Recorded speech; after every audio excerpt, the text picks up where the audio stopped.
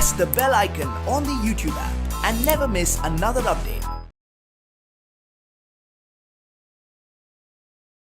Hi students, welcome back to your English class. We are going to continue Frederick Douglass today.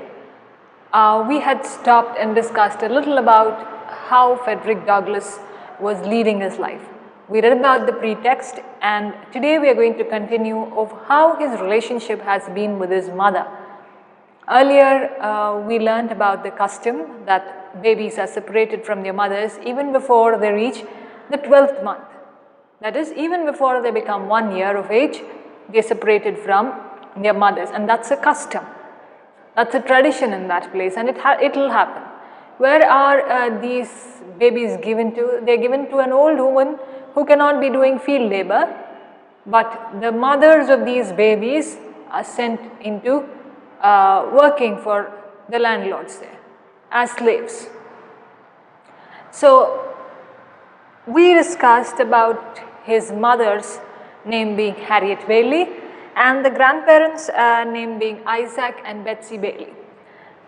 How the transformation took place, of how he learned that his father is a white man. Who must have been that white man? Maybe one of the landlords. Not yet sure. He says, I am not yet sure, or I don't know correctly the fact that who is my father, but some speculation like that maybe my master is my father. Now how does that white man become his father? Because the mother there is in slavery. Mother is acting like a slave. How and they have a connection, we'll learn today. We'll read and we'll understand it today. So I want you to follow your copies on page 90. We are going to continue. I'll read the last sentence of the previous class and then we shall have a connection to what we are going to study today. Page 90. For what this separation is done, I do not know, unless it is to be hinder the development of the child's affection towards its mother, and to blunt and destroy the natural affection of the mother for the child. This is the inevitable result. This is where we stopped. Unavoidable result that a child's development is hampered when it is taken away from the mother. The mother's touch is the most important for the child, and it recognizes it first. What does it recognize? The mother's touch, the mother's feeling. Even the smell of the mother, the baby can understand. So that's the connection, that's how nature works, that's how nature has created the connection or the affection between the mother and the child. What's going to happen to Douglass and his mother Harriet Bailey, we will learn today. I never saw my mother. To know her as such more than 4 or 5 times in my life, and each of this time was very short in duration and at night. So he says, I never saw my mother clearly. Even if I have to remember where I saw my mother, it was only 4 or 5 times. If I can correctly remember, it was 4 or 5 times in my life and a very short duration, not for a very long period of time, but a very short duration that I had to meet my mother. And when? At night, not anywhere, not at daytime, but at night when nobody could see each other. So 4 or 5 times, he is not sure how many times, but 4 or 5 times for a very short duration in his entire lifetime and at night. She was hired by a Mr. Stewart who lived about 12 miles from my home. So she was working under this white man, Mr. Stewart. I want you to remember that name. And that place where his mother was 12 miles from where Douglass lived. She made her journeys to see me in the night, traveling the whole distance on foot after the performance of a day's work. So she had no other means of transport, but unavoidable circumstance that she had to walk all these 12 miles to do what? To see her son. And she used to come after her day's work. After the whole day of labor, she used to come to see her son.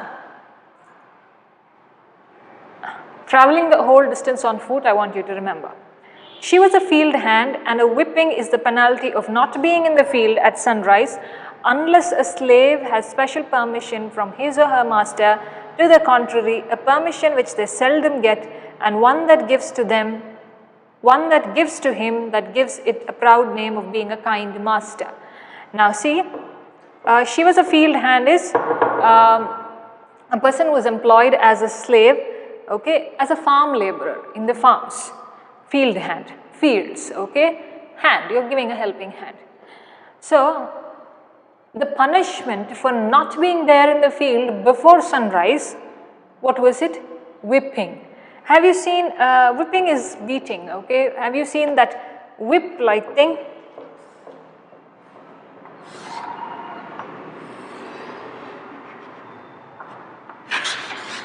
Okay.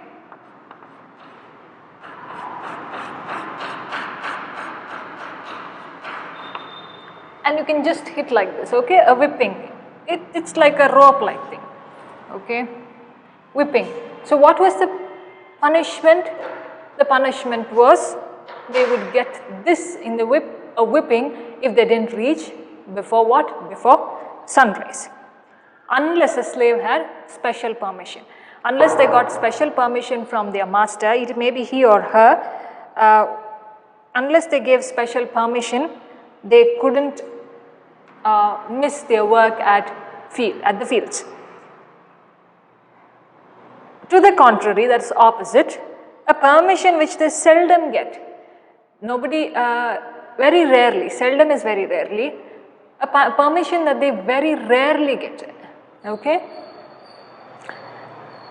And if somebody had given a permission, then that master, he or she was considered a nice fellow, a nice being, okay, and he got a proud name of being a kind master. They considered that master who gave a permission to his slave to go would be considered as a kind master. I do not recollect of ever seeing my mother by the light of the day. That is, he never saw his mother during daytime, and he cannot even recall that he saw his mother at the daytime. She was with me in the night. She would lie down with me and get me to sleep, but long before I waked, she was gone. So she would come at night, meet him, she would sit down with him, she would put him to sleep, and even before Douglas could wake up, she was already gone. Why was she already gone? Because she had to be in the fields before sunrise.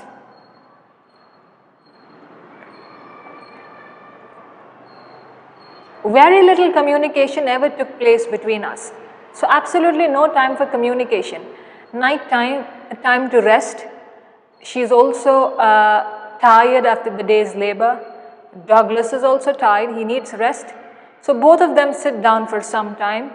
She would make Douglas sleep on her lap, and then by the time he's gone to sleep, she would sleep for some time, leave him there and go away early in the morning. So he didn't have any conversation with the mother early in the morning. Very little communication, very little space for interaction that was there, because they met at the time when everybody had to rest. Death soon ended what little we could have while she lived, and with her hardships and suffering. So she died now. Death soon ended.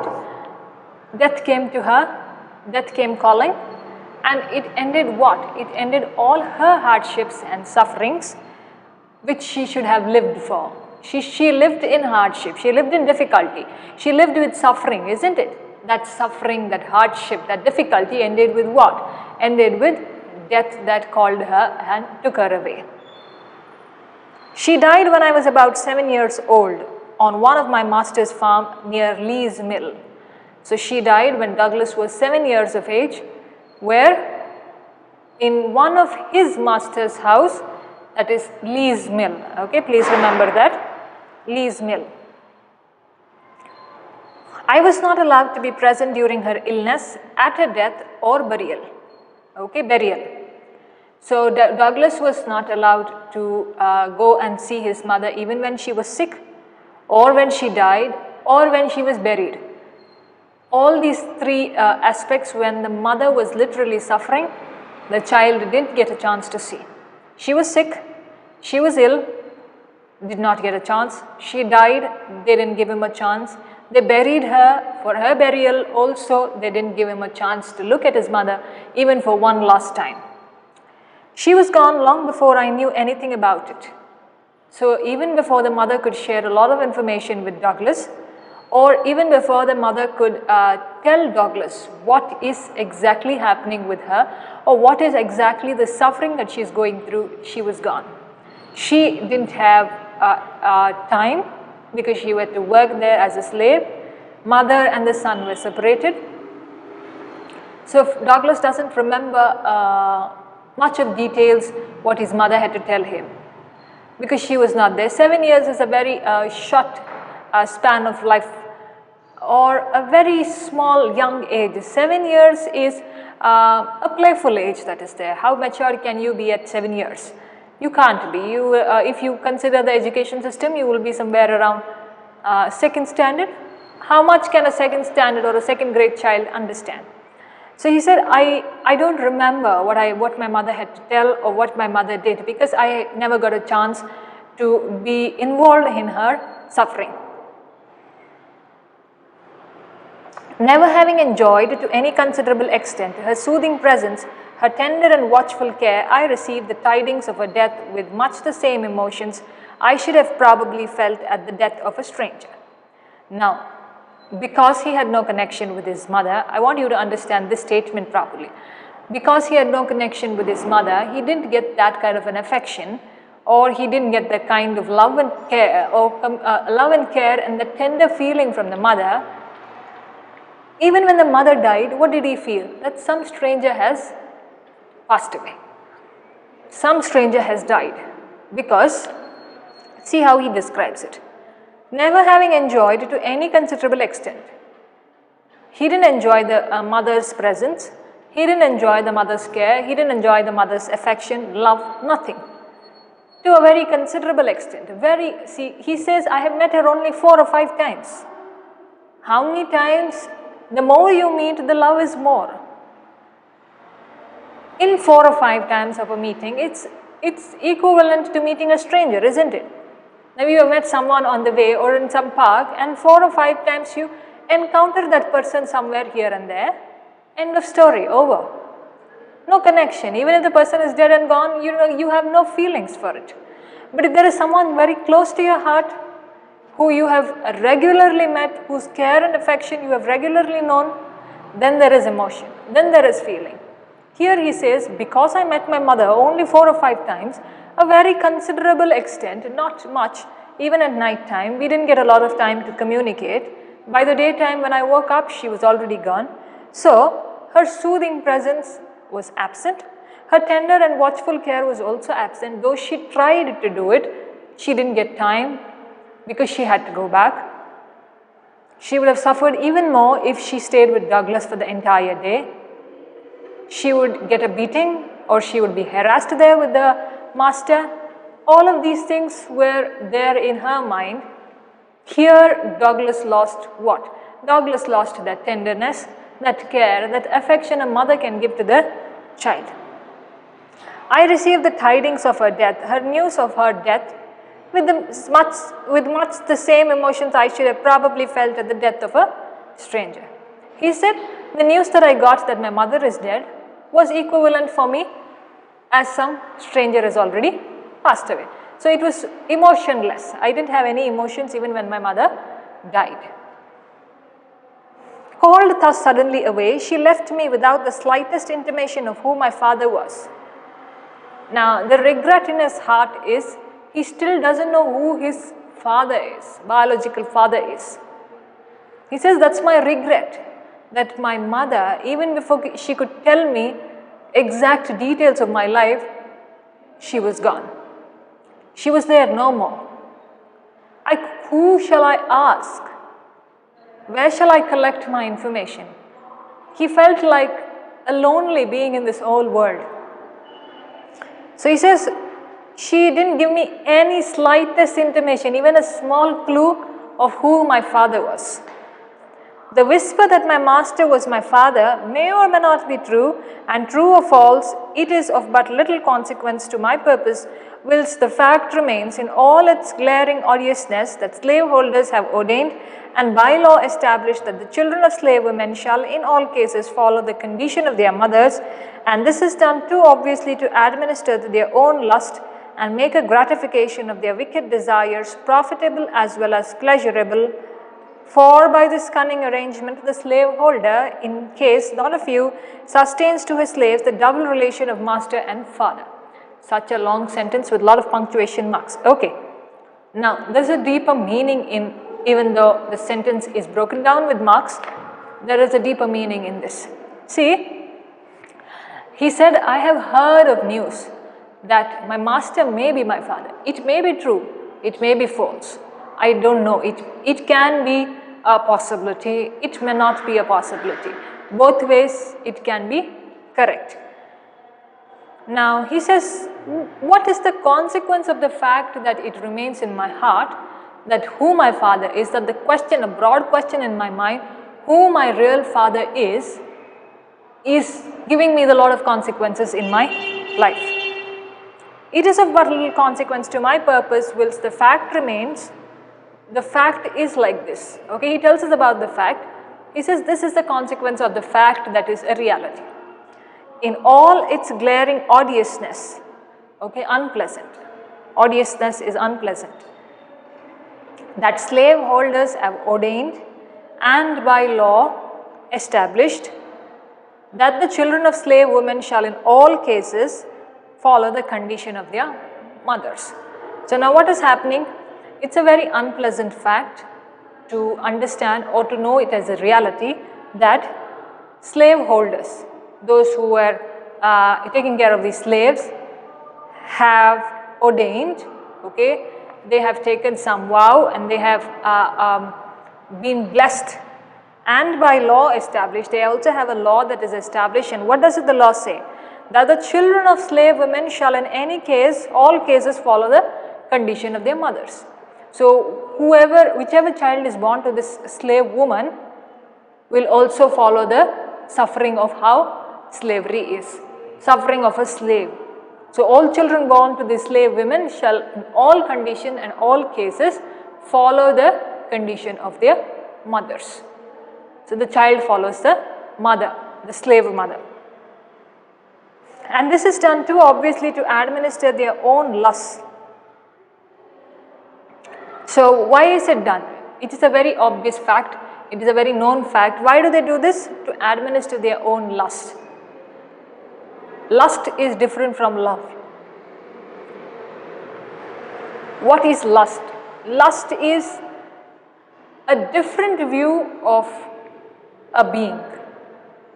Now if there is a woman, you see her very differently, only in terms of pleasure, only in terms of a commodity. Love doesn't see it like that. Love is very divine, love is pure, love has different meanings, but love doesn't mix up with lust. Lust is you see her for the means of your desires and for the means of your pleasure. It can be vice versa, but lust is not mixed up with love. Don't mix lust with love. Lust is attraction in terms of sexual desires. Love is not like that. Love doesn't only think of sexual desires. Love thinks of so many other things, and love is beautiful. Love doesn't take its attractions in lust. Never. Lust doesn't have love. Love doesn't have lust. Okay, lust is a very undesirable form of showing love, which is actually only for sexual gratification. Alright, and make gratification of their wicked desires profitable as well as pleasurable. See, now this is what I told you. They have this lust, they have this desire. For what? For a sexual desire or a sexual pleasure that they have. And make a gratification, that is satisfaction. Satisfy their needs. What needs? Sexual needs. Satisfy their sexual needs. Gratification of their wicked desires, profitable as well as pleasurable. Now, understand the statement like this. They employ a woman into their field as a field hand. What are they making? They are making a satisfaction of their desires, their cruel desires, both for profit and for pleasure. Profit in what way? Working for them. Pleasure is for their desires, sexual gratification, sexual satisfaction that they want. So equally they get both, and through them they have children. So you're getting that point? Slave women are called, and these masters, for their kind of satisfaction, they use these women for their desires and also make these women work. Once the woman delivers the child is sent somewhere else, the mother and the child is separated. So one master can have so many children, you see. One don't know, nobody knows whose children, I mean to say, who is the right mother and who is the father. So he can have many children, so many women are working. This is how slavery worked. For by this cunning arrangement, the slaveholder, in cases not a few, sustains to his slave the double relation of master and father. See, this is what I said. It's a very cunning plot that the master satisfies his sexual needs and also makes profit by making the slave work, or the woman work there. The slaveholders, in cases not a few, sustains to his slaves the double relation of master and father. So if he has had his sexual desires or sexual pleasure with that woman, and the woman is pregnant there, the child that she delivers, obviously the master is the father. So he shares a dual relationship of being the master as well as the father of the child. Okay, so this is how it revolves, this is how slavery was done. So this is also what happened. He says that's a fact, it's an obvious fact. May be true, may not be true that my master is my own father. Possibly true, maybe. I know of such cases, and it is worthy of remark that such slaves invariably suffer greater hardships and have more to contend with than others. Now, he says, I have known of some important issues or some people whose stories, some cases. And it's worthy of remark that such slaves invariably suffer greater hardships. Who suffer a lot? The slaves suffer invariably greater hardships. You cannot understand the level of hardship that they have. Okay? And have more to contend with than others. So they have a lot of difficulties, their hardships are boundless. Nobody can compare a normal living being to a slave, because their way of hardship is much higher than what a normal being's is. They are, in the first place, a constant offense to their mistress. Okay. Now, a mistress is a woman who is dating a married man who also has a woman, that is his wife. Okay, a married man who is dating another woman becomes his mistress when he has his wife.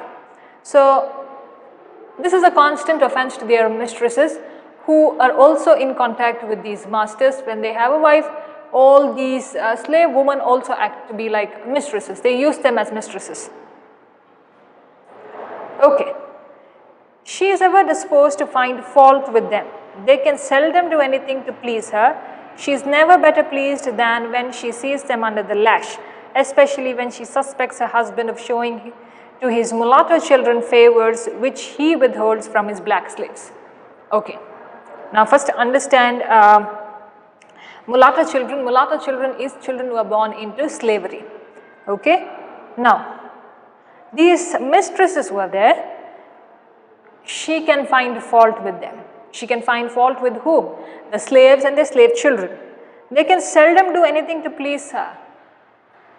They can do rare things, and they can do anything to please this kind of a mistress, to keep her.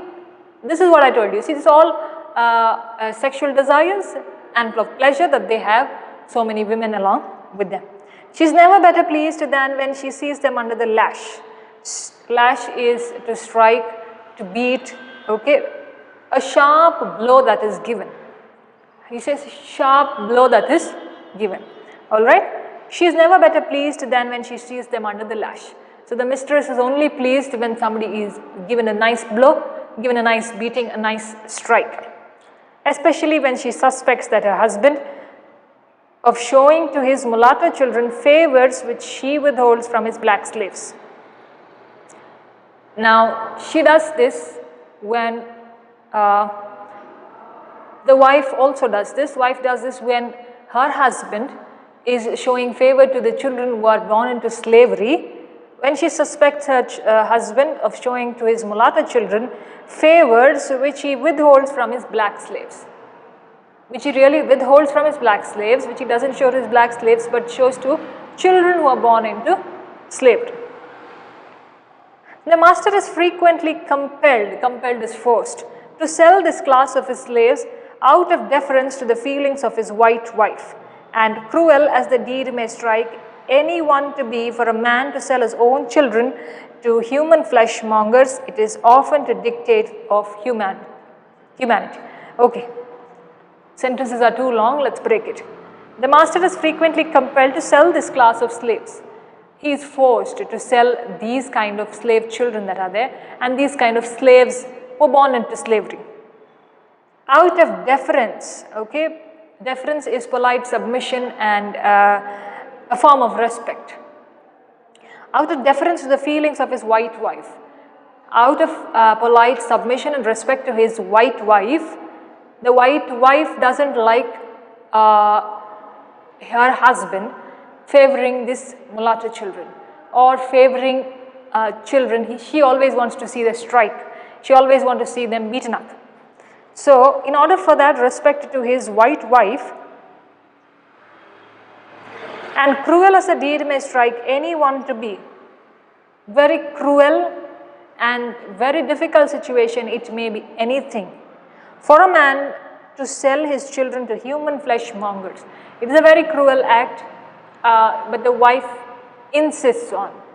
So he has to sell his children to human flesh mongers, okay, who take these children, okay, kill them, use them. It is often the dictate of humanity. It goes against what is humanity, to kill these little children, to make bad use of them. Okay. It's often a dictate of humanity for him to do so, for unless he does this, he must not only whip them himself, but must stand by and see one white son tie up his brother of but few shades darker complexion than himself. Okay. Now, he says this is not only that is cruel of humanity, this is not only something that is very bad. Now, these mulatto children have one white parent and one black parent.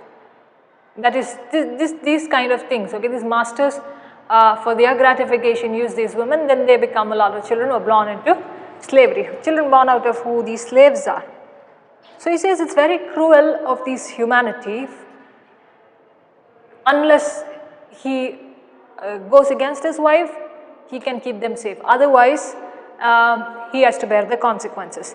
He must not only whip them himself, he must either take and whip him himself, but must stand by and see one of his white son tie up his brother.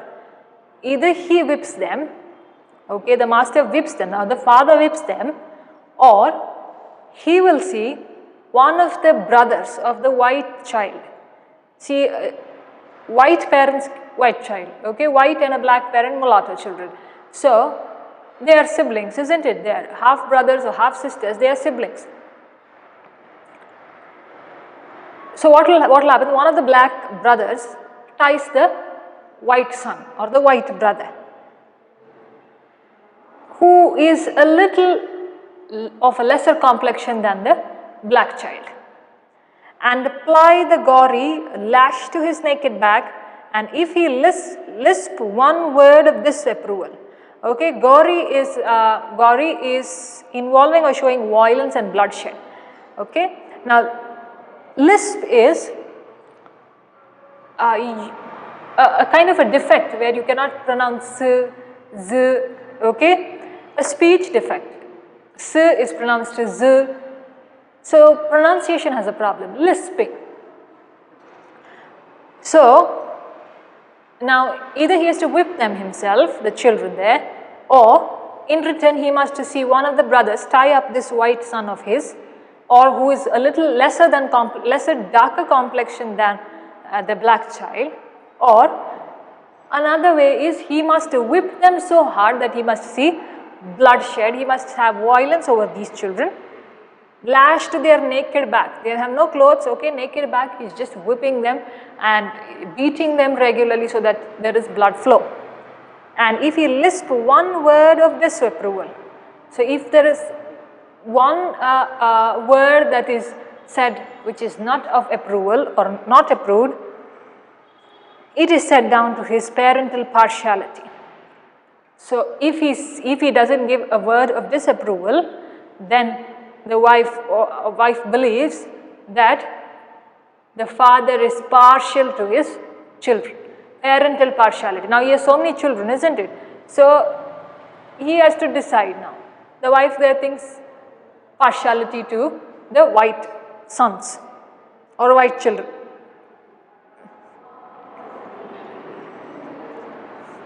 And only makes a bad matter worse, both for himself and the slave whom he would protect and defend. Now the situation becomes very worse. He is in a confusion there. Whom to protect? What to do? Now things get worse, not better.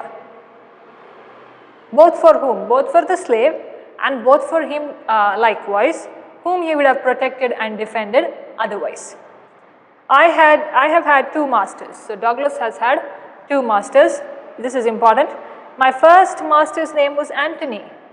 Anthony was the first master. I do not remember his first name. He was generally called Captain Anthony, a title which I presume he acquired by sailing a craft on the Chesapeake Bay, okay, or Chesapeake Bay. Now this is an estuary in USA, okay. It's estuary is what? A tidal mouth of where the water starts, it links with the river and then joins the others. The tide meets the stream. Now in this way, he must have been sailing there, sailing a craft there, and that's why he must have earned the title captain. And his first master, though Douglas doesn't remember the name, the first name is called as Captain Anthony. He was not considered a rich slaveholder, so he's not a rich man, the first one. He owned 2 or 3 farms and about 30 slaves. So 2 or 3 farms of Captain Anthony and how many slaves? 30 slaves. His farms and slaves were under the care of an overseer. Overseer is like a supervisor. So his farms and slaves were given to one man who is to supervise all these things. The overseer's name was Plummer. So this supervisor who was there, his name was Plummer. Mr. Plummer was a miserable drunkard, a profane swearer and a savage monster.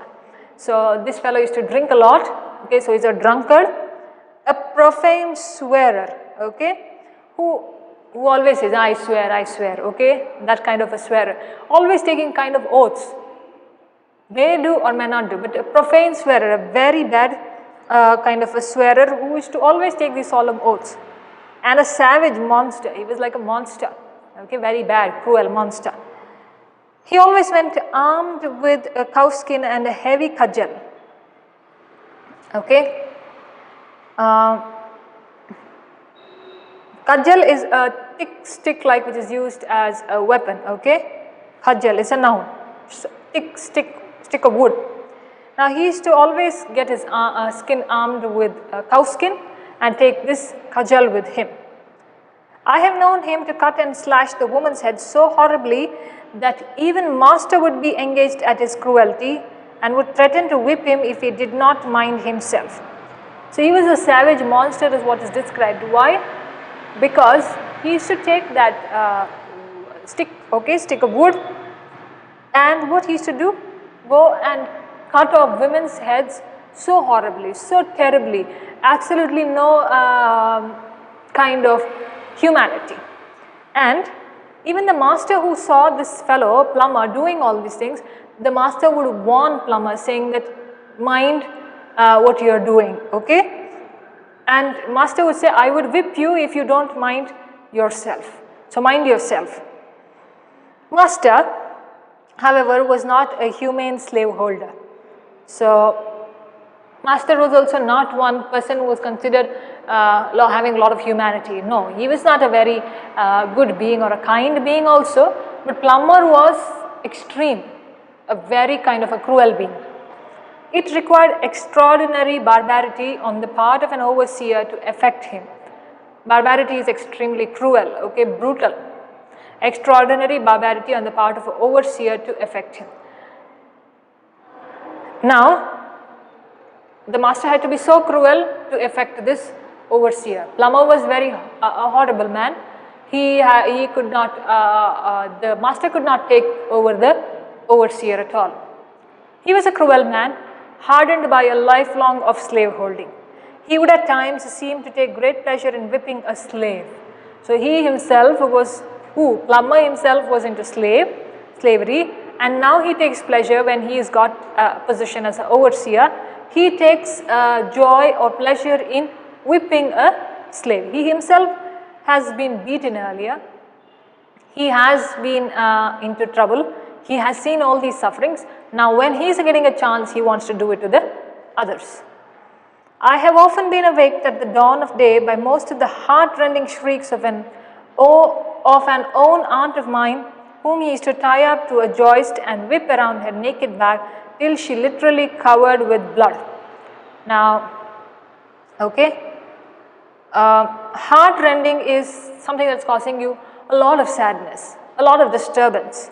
Shrieks is a loud voice, loud noise, okay. Now what,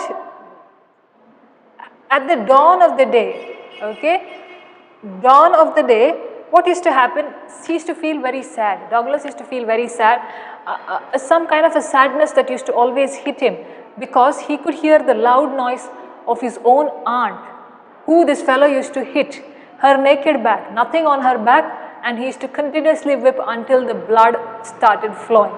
So that kind of a loud noise Douglas could not bear. It was his own aunt. No words, no tears, no prayers from his gory victim seemed to move his iron heart for its bloody purpose. So absolutely no words, he had no tears, nothing. There were no prayers that were being said from his gory victim, okay. Now what is gory? I told you, something that was showing a lot of violence. Now he was showing a lot of violence to this aunt of his. So she was the victim, seemed to move his iron heart from its bloody purpose. So he was involved in a lot of violence. His heart had become so hard, heartless. He was a heartless man who could go to any extent. That's why he is described as a savage monster. The louder she screamed, the harder he whipped, and where the blood ran fastest, there he whipped longest. Okay, see the comparison. The louder she shouted, the harder he started whipping her. And where the blood started flowing very fast, that was the place he whipped for a very long time. Okay? He would whip her to make her scream and whip her to make her hush. And not until overcome by fatigue would he cease to swing the blood-clotted cow skin. It was most terrible spectacle. Alright?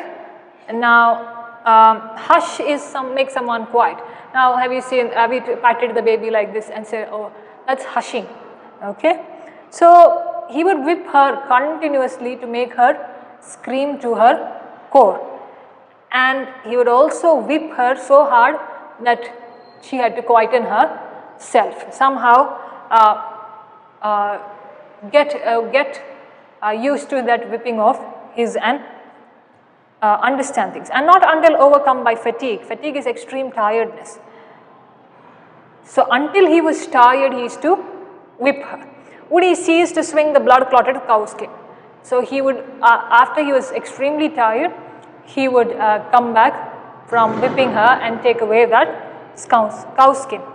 It was the most terrible spectacle, something that you see, one of the worst things anybody can see, where she was screaming loudly, the blood is flowing, and he is hitting there more where the blood is flowing the fastest. So it's a terrible, it's a horrible view for anybody to see. From my earliest recollections, I date the entertainment of a deep conviction that slavery would not always be able to hold me within its foul embrace. And in the darkest hours of my career in slavery, this living word of faith and spirit of hope departed not from me, but remained like ministering angels to cheer me through the gloom. What does he say? Now, from the time I can recollect anything that has happened to me, I have a deep sense of feeling for this feeling that slavery will never leave me. Slavery would not be able to hold me within its foul embrace. Slavery was bad. Slavery was something that caused sadness. Slavery was of suffering. So he says, within that foul, what is foul? Some kind of a dirty smell that is there. He says slavery cannot embrace me, cannot hug me and keep it within itself. Douglas says, however hard I have been into slavery, henceforth it cannot embrace me. It cannot hug me and keep it in its stinking smell that is there, foul smell that is there. And in the darkest hours of my career in slavery, he says, I have been a slave and it has been like a black dot in my life.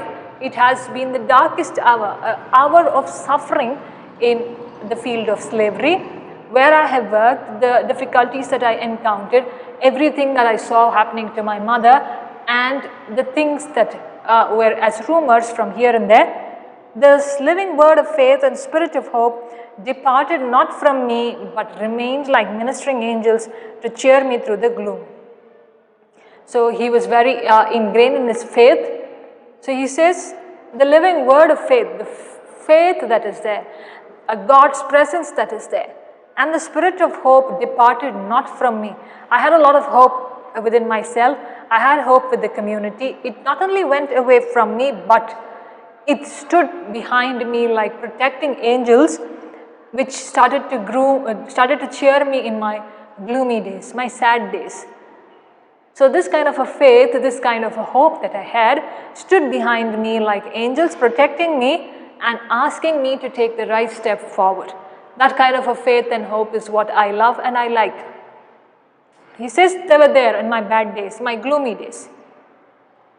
This good spirit was from God, and to him I offer thanksgiving and praise.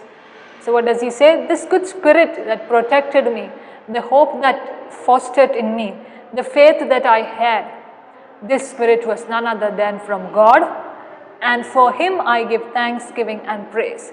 I thank him, I'm grateful for him, and I will always praise him with my deeds and with my words. All right, students. So this was the lesson, Frederick Douglass, a narrative of the life of Frederick Douglass, an American slave. So what do you take from this lesson? I hope you have at least watched few of the videos. I want you to watch that movie. Come watch me, please watch it for a better understanding of this lesson. What is to be taken in this? Life has been so beautiful to us. Everything is in its right time. Everything is happening according to what we wish.